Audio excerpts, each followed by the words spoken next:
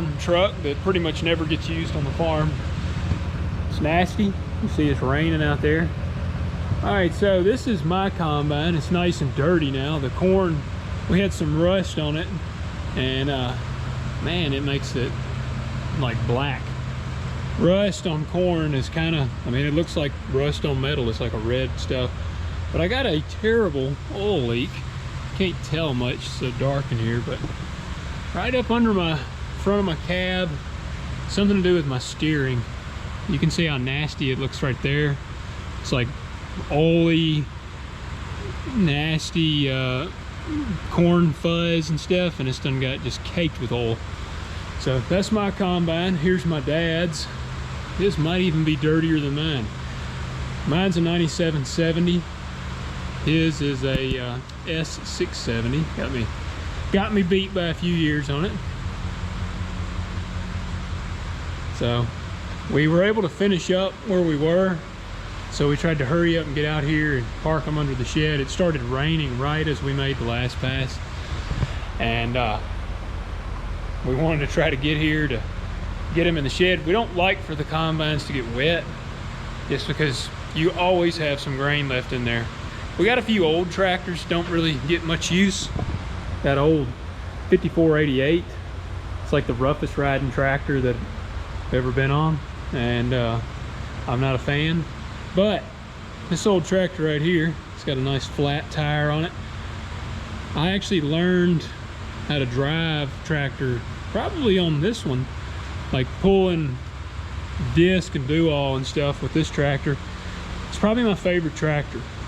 It never gets used, but I will always have a special place in my heart for that tractor.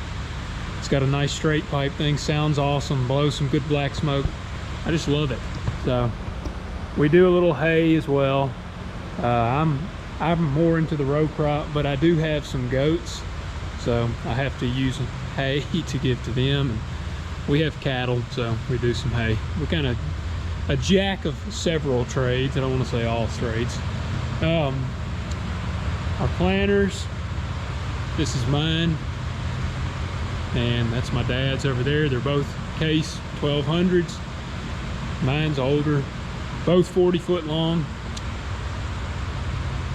and dad's is a 1245, I believe. It's well, wait a minute, there it is. Yeah, 1245. His is several years newer than mine, but that's kind of some of our stuff there. We got grain buggies. They're actually parked in the field, but they're tarped.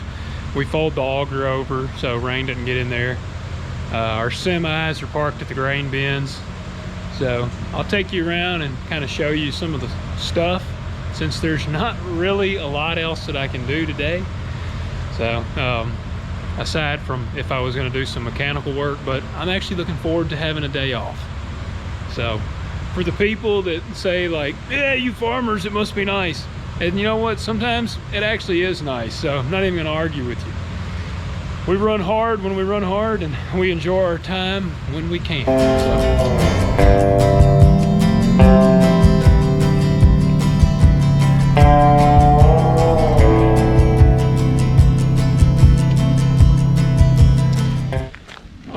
So here's the grain bins.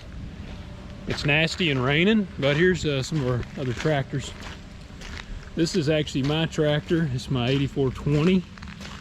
And don't laugh at this buggy here. This thing is, it's not real pretty, but hey, it'll hold, you can squeeze 600 bushel on there. The tarp is terrible on it, so you cannot leave anything on it, but it actually gets the job done. It works too when we need another buggy. And it's been paid for a century and a half. This is my dad's tractor. It's a 8330.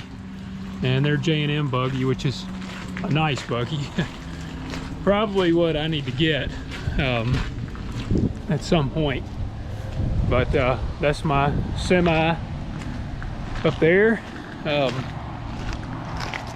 This is my dad's bins here. A nice little corn spill. That'll smell incredible in a little while. It's gonna get wet in the rain. It's gonna be like in the 80s one day. That stuff will smell like a dead person. This is my truck. Big purple. It's I don't know. I wasn't a fan of the purple at first, but now I really like it. I do want to repaint it because you can tell on the hood,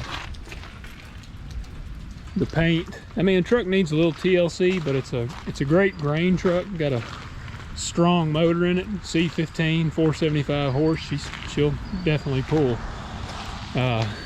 Here's our 7210. We got it hooked up. That's our auger that runs up to the bin. I think we can hold probably around 35,000 bushels in each bin, so 70,000 bushel altogether. This is the trough. It rolls out. You can kind of see the marks right here where it would go. Right there's where one set of tires would go. That's where the other set of tires would go. Truck pulls up right here.